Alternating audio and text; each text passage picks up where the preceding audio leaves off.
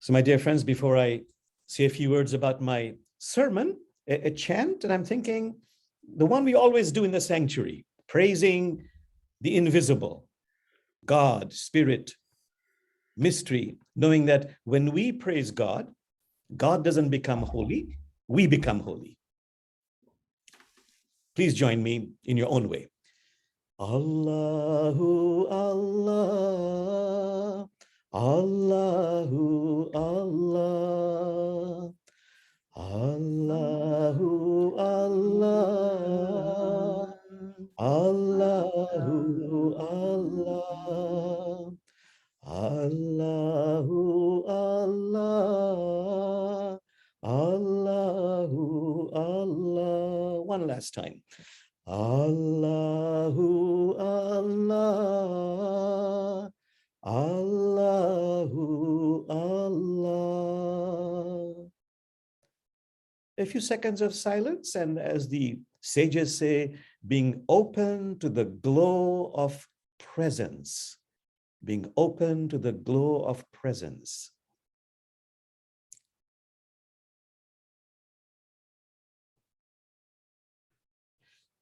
Thank you, my dear friends. So today the topic for this month is forbearance. And there are some associated words, self-restraint and mercy. The word is not very much familiar to me, so I looked up the dictionary. What does the dictionary say about forbearance? And this is what I found in the dictionary. Forbearance is the quality of being patient and being able to forgive someone or control yourself in a difficult situation. So let's look at the first part, being patient. And if I study the different sages, different traditions, they say that among many elements, patience has three elements. The first one is, can I be present? Mindful. And the example is that of the hen sitting on the egg, being present with the rhythms of nature, quiet, centered, but being so productive.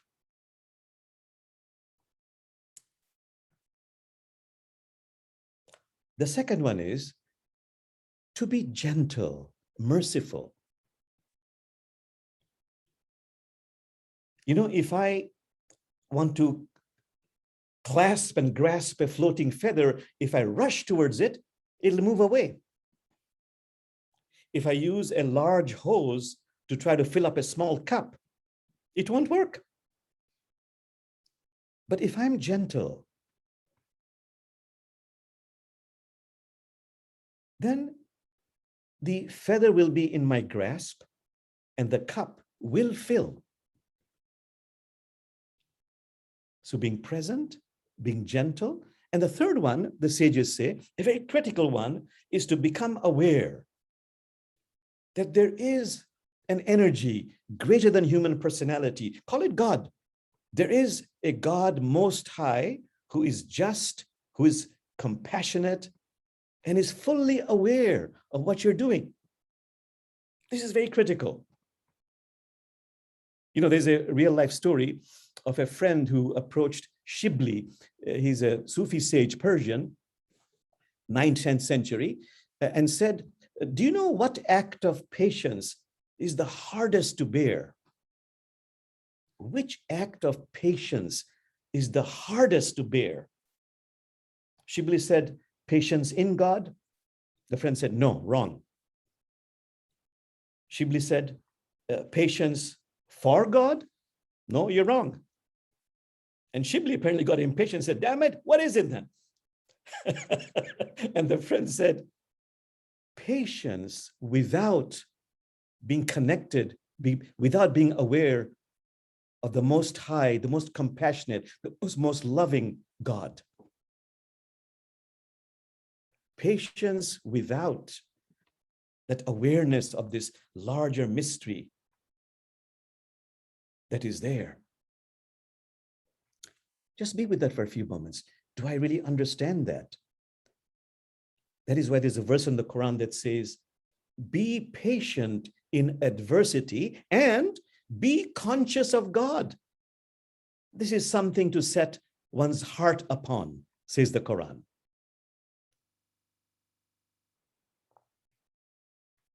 Okay, there's another verse in the Quran, same words, be patient in adversity, be conscious of God, and then forgive.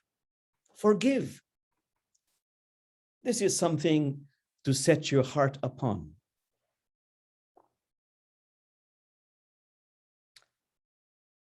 To that, let me add a saying of the Prophet Muhammad, who dreamt about Moses. By the way, Moses is the most mentioned prophet in the Quran. He's called Musa.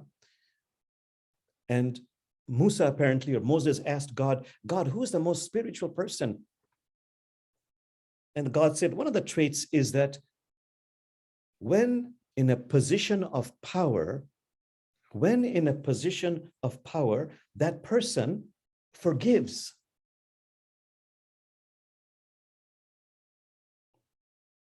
Then there's a beautiful insight from Islamic spirituality that says the character of a wali means friend of God.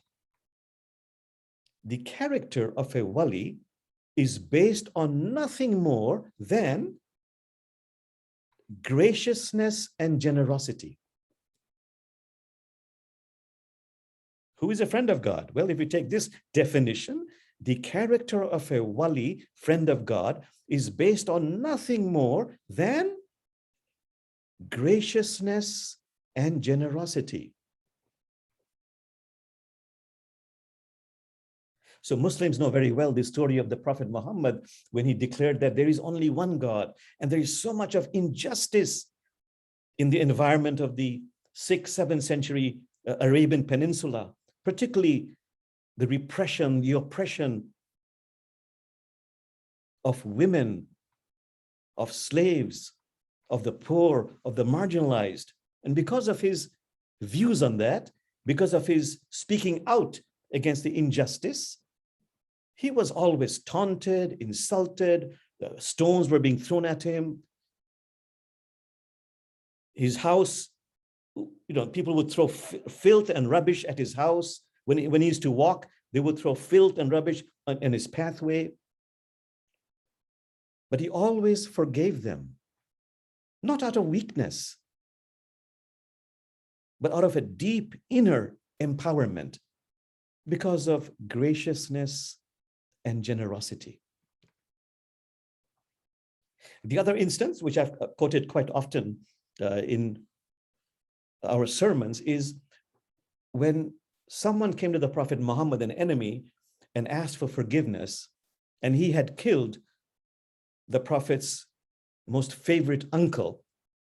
And the man said, please forgive me. And the Prophet said, of course, I forgive you, but please do not come into my presence for a certain period of time. I forgive you, but do not come into my presence for a certain period of time. Why did he say that? Because yes, it's gracious, it's the highest act of generosity to forgive. But simultaneously, as you've heard many times, we have to do the inner work of healing our pain, our anger, our sadness, our anguish. Forgiveness is not possible. It is not genuine, it is not real, unless I'm simultaneously doing the work of healing my pain, my wound that is within me.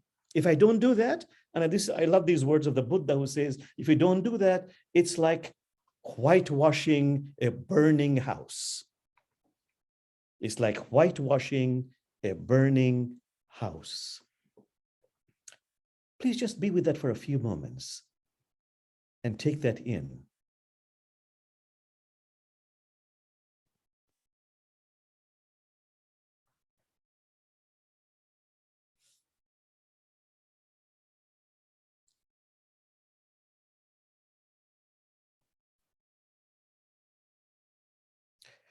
What does it mean to practice forbearance, self-restraint, mercy in times of suffering, hardship, afflictions, difficulties? The Prophet Muhammad at one time, after he received the first revelations that made him a prophet, then for a long time, no more revelations were forthcoming. And people taunted him. He felt humiliated. He felt the sting of what he thought was he was being abandoned by God, helpless. We don't know the exact period where no revelations came. Some say 1 year, some even say 3 years, no revelations, but suddenly a revelation came from God, a very tender revelation to the Prophet Muhammad, where God says, "Did God not find you an orphan and took care of you, provided for you, guided you?" And then gave the suggestion that in times of suffering, and the words are, particularly in times of difficulty, the words are, "Be not harsh with the orphans. Please do not repulse the petitioner. And the bounty, the blessings of thy sustainer, rehearse." What does this mean? So the sages have taken this to mean that at all times, that particularly in times of difficulties, according to your capacity, continue with your spiritual practices and continue with your righteous deeds, act of service, according to your capacity. There's a great secret here. So the Islamic poets, like for example, the sage Rumi says, yes, in times of difficulty, particularly, according to your capacity, be a lamp, a lifeboat, or a ladder to others. Be a lamp, a lifeboat, or ladder to others, according to your capacity. And also, don't forget to be in attendance at the divine court. To be in attendance at the divine court. Please be with that. Can I practice that? And I'm being redundant here, according to your capacity.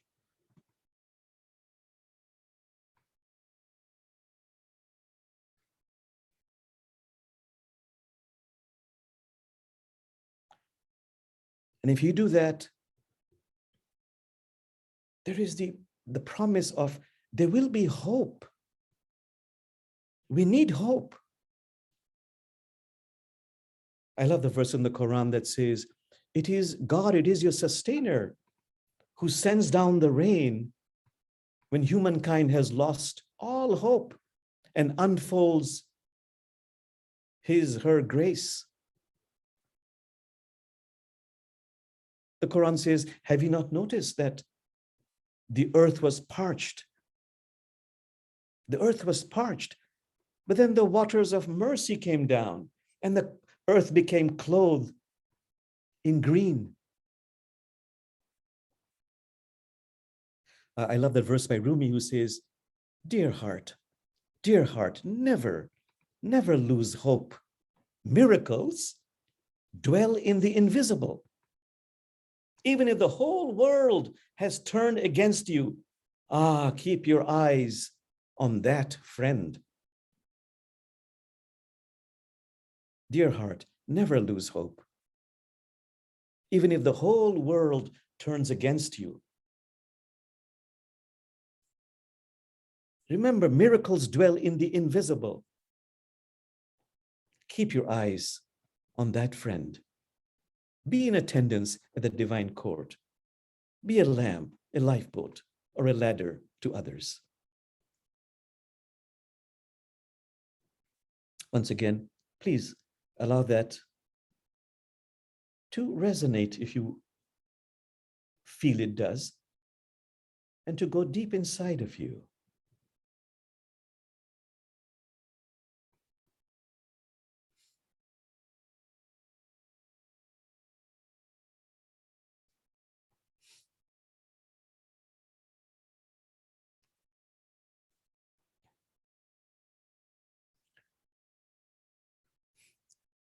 Okay, why is it important to have self-restraint? You know, it's a world of opposites. High is defined by low, long by short.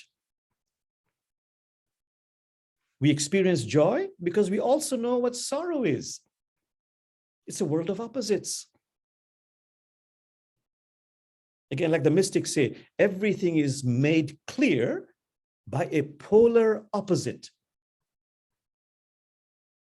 I love the words of the mystics who says, in this case, it's Rumi who says, God turns you from one feeling to another so that you might have two wings to fly, not one. God turns you from one feeling to another so that you might have two wings to fly, not one. So my friends, it is inevitable because it's a world of opposites. We shall experience difficult feelings. And you know, that is the first noble truth of Buddhism. There is dukkha. There is going to be suffering. So that is why in Islamic spirituality, they say, let's acknowledge, accept, there are going to be difficult feelings, but do a spiritual practice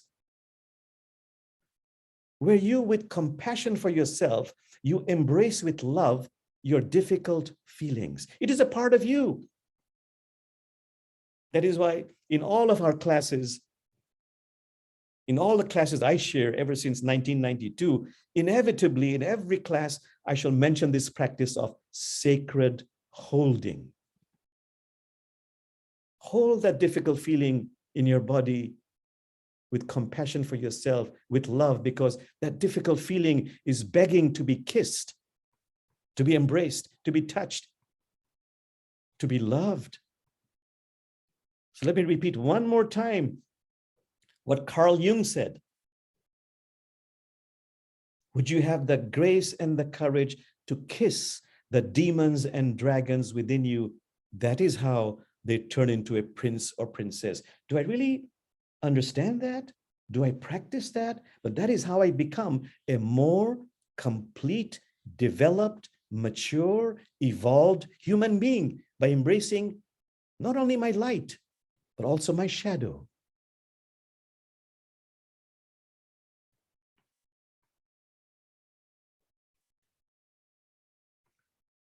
The Prophet Muhammad was once asked for advice. Someone came to me and said, give me some advice about spiritual practices. And the Prophet Muhammad said, don't be angry. So, okay, tell me more. The Prophet Muhammad said, don't be angry. Then he asked a third time, but okay, tell me more. And the Prophet Muhammad said, don't be angry. And what is meant by all of this is, yes, there is righteous anger. It is beautiful. It stirs us. It motivates us. It moves us to take right action.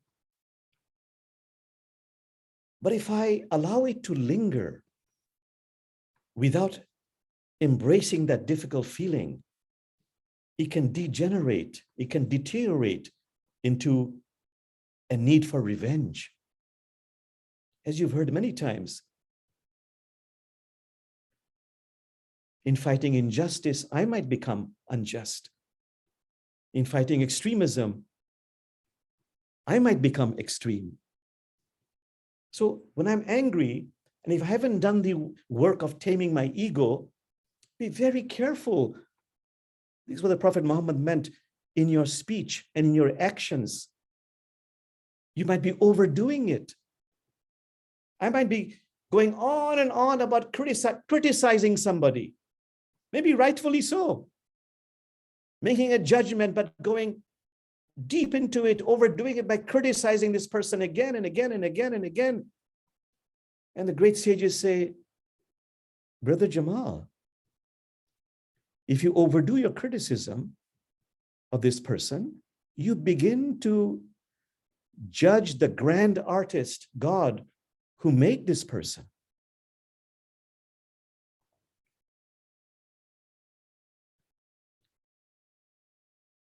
I like the other quotation by Rumi to meditate on that was given to me by my teachers to really understand. It's a simple utterance by Rumi, who said, somebody lies, does something wrong, and the fires of hell burn up from within you. You get so angry, and you call this defense of truth, defense of religion. But Jamal, you don't notice your own arrogant soul. You don't notice your own arrogant soul.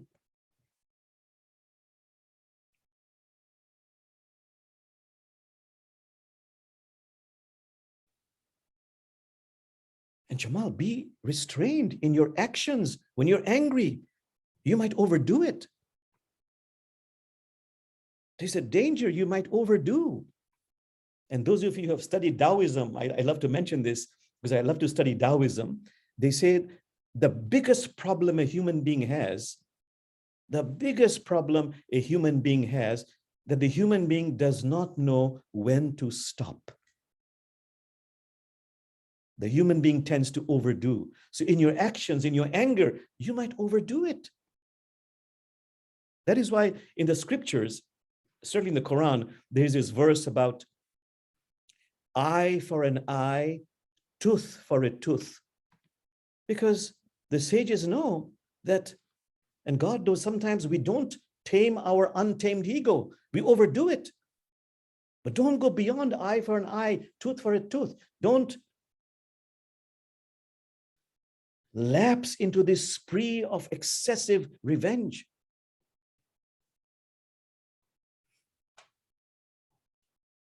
Or just be with that. So the key is to really acknowledge, embrace, kiss, and integrate my difficult feelings as a spiritual practice.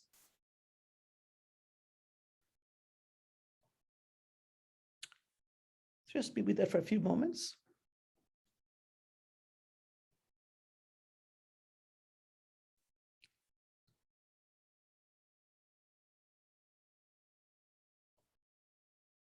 Okay, another point, become aware of restraining yourself in matters that are sensitive. Religion, I deal with religion, and we know this common saying, about religion, about these verses of this book and that book that we disagree on, I will talk about it, I will debate about it, I will fight for it, I'll even kill for it, do everything but live it. So Jamal, if somebody says something in a, that espouses a religious belief that is not your religious belief, and you think it's a wrongdoing, it's a sin. Like many Muslims believe that there are many prophets before Muhammad, we honor all of them, but there are no more prophets after Muhammad. Okay, but if somebody says, in my religion, there's a prophet who came after Muhammad, Jamal, why do you get so agitated? This wrongdoing goes into their accounts, into their ledger, not yours. You see, Rumi, when he confronted somebody who said he was so angry because somebody criticized or cursed Islam, Rumi said, do you believe in the beauty, the majesty of Islam? If you do, it's like a beautiful sky, wide expanse, fantastically spacious. And if somebody spits at the sky, does it pollute the sky? In fact, the spit comes back. So this calls for a higher understanding, a higher compassionate awareness. But at the same time, Jamal, be merciful with somebody who overreacts. Do you really understand them? Or are you quick to make a judgment? So let me just give, because of time, let me just tell you this insight. There's an Arab proverb that, if you rub coarse salt on somebody's hand, it's inconvenient, you're rubbing that coarse salt. But if you're rubbing coarse salt on a hand that is already wounded, it's a different feeling. The reaction is different. Do you have the higher awareness to understand, the empathy to feel their pain of which you might not be aware? And that is why they're overreacting. Let me give you another story comes to mind, a Rumi story that kind of illustrates part of this point about not understanding the pain of the other. There was a Sufi sitting on a river bank under the sun, and his neck was bared to the sun. And then there came a scholar, a theoretician, someone who loves talking about theories.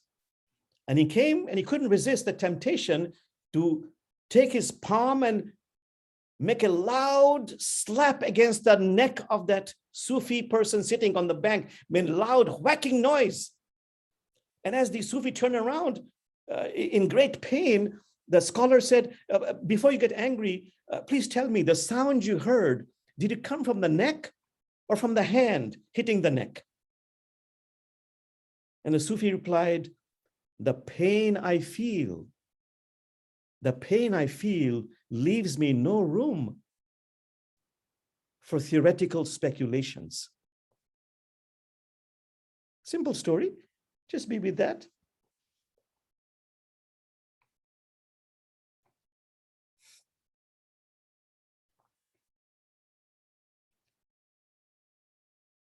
One last topic about mercy. Mercy.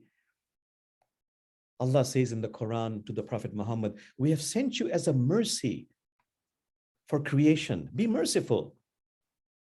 So when Muhammad's followers would tell Muhammad, you're a prophet, curse your enemies, curse your enemies. And the Prophet would reply, but God has told me, I've been sent here as a mercy. Well, how can you be merciful with someone who is adversarial? And this is something we have talked about again and again and again. And I have heard it probably maybe close to 1,000 times. And I still would like to be reminded of that. And what am I talking about? If you're dealing with somebody adversarial, take the right action, protect yourself. Like the mystic Kabir says, if you're meeting somebody who's adversarial, don't allow yourself to be abused. Take the right action. But as you take the right action, I beg you, do not keep this person's essence out of your heart. Make a distinction between behavior and being. You're against that person's behavior, not against that person's being, which is Christ nature, Buddha nature, Elohim nature, Allah nature, Buddha nature. And just making this discernment as you take the right action has the power to shift heaven and earth. So I'm saying it to myself for the 1,001st time, but I need to hear it again and again.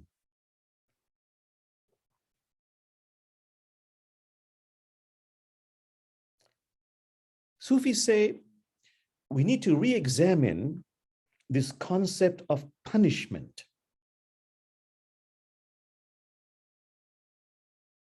To re-examine this concept of punishment. So there's a wonderful Sufi story of the fictional mullah and his wife and oldest son, and they're going through a very sacred ritual. And part of the ritual is to give the oldest son a very beautiful glass pitcher, very expensive, old, ancient glass pitcher, go to the well and put the water in the pitcher and bring it back. And the father and the mother tell the son, please be very, very careful. This is a very sacred, precious pitcher. Don't break it. It'll break our hearts. And what does the father do? He says, son, put the picture next to me. And he gives a hearty slap to the son, one cheek and the other cheek. And the mother says, what are you doing? He hasn't broken the picture. Why are you punishing him? And the father says, would it do any good if I slap him if he broke the picture, after he broke the picture? That's the end of the story. Does it work? Punishment before, during, after? I'll end with this story, a real story, which has really impacted me. I was many years ago at a conference, Yes Magazine, at the Fetzer Institute in Michigan. And there was this pretty well-known African-American activist. He was saying when he was a child, just about 7 or 8 years old, in school, a white Caucasian boy called him the N-word. And he just quickly slapped the white boy. When he came home and told his father and mother, the father said, son, you did the right thing. You must stand up for what is right. That was just, that was good what you did. But the mother took the son aside and very lovingly said, son, my sweet son, what good did that do? You slapped him. But what good did that do? Son, there has to be a better way. There has to be a better way. Those words that African-American activist said, those words from the mother, son, there has to be a better way. It splashed in his heart, resonated, and he chose to become an activist to find a better way. You see, the Quran says, when there is chronic anger, injustice, pain, sadness, it's not that the eyes become blind, the hearts become blind. When the hearts become blind, you can use force. The blinded heart clenches even more. You can use reason. Reason goes only so far. The great sages say, this is the greatest challenge of our times. Only that which comes from the heart can open a blinded heart, a closed heart. Only that which comes from the heart can open another heart. I'm looking at the time. There were a few more points I wanted to make. I will not make any more points. I'll just stop there and just ask myself, remind myself, only that which comes from the heart can open another blinded heart. That is our challenge. Forbearance, self-restraint, mercy, love, compassion, higher awareness, forgiveness, taking the right action.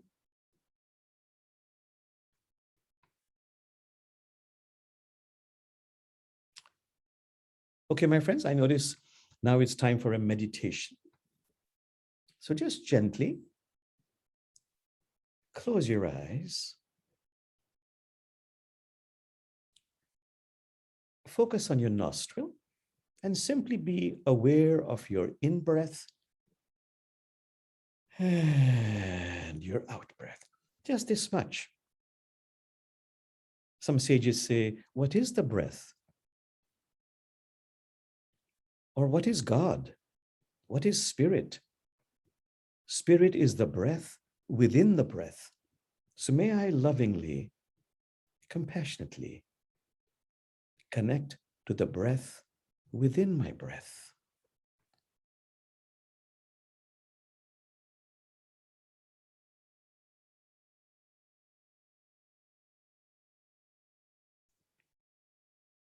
Allowing myself to become more and more relaxed.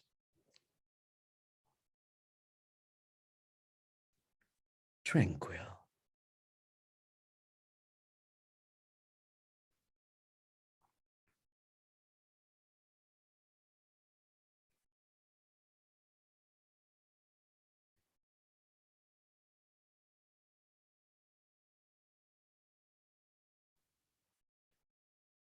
Really still.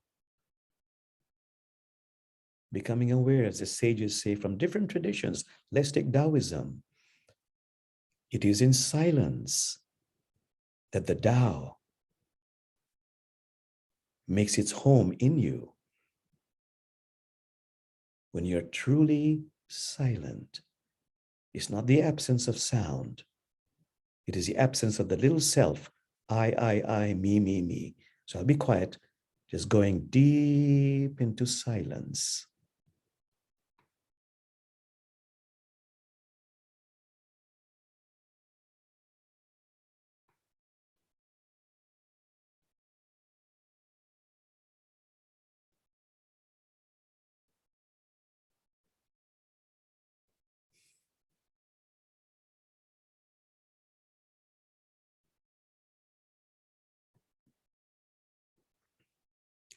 And now in silence, focus on the lowest part of your spine, the sacrum area. Make an intention to send a beautiful cord of divine light flowing, radiating from the sacrum area, going down, way down, deep, deep, deep into Mother Earth, connecting us to the womb of Mother Earth. Feel that connectedness, rootedness, belonging.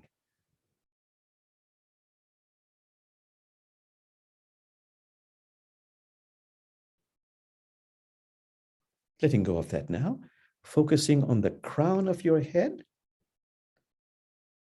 and make an intention to send a beautiful cord of divine light from the crown of the head going upwards, way up, higher, higher, higher, even higher, piercing those mysterious realms and connecting us to the heart of heaven. Feel that joyous connection to the beloved, to mystery, to spirit.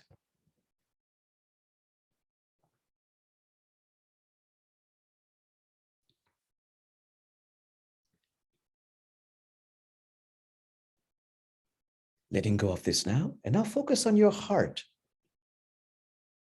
the most mysterious organ in the human body, the heart.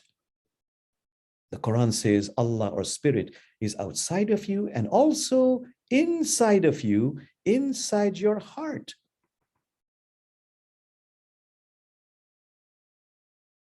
The space of the heart is infinite. Allah spoke to the Prophet Muhammad and said, this message for all of humanity, Allah says, God says, I cannot be contained in the space of the earth. I cannot be contained in the space of the heavens, but I can be contained in the space of the pure, loving heart. So now focus on the heart, reach deep down in the innermost chambers of the heart where your beloved resides, and from that wellspring, make an intention to pour out light and love, pouring out, radiating, flowing from the infinite space of the heart in an outward, expansive direction. Feel it, see it, sense it, light and love pouring out of your heart.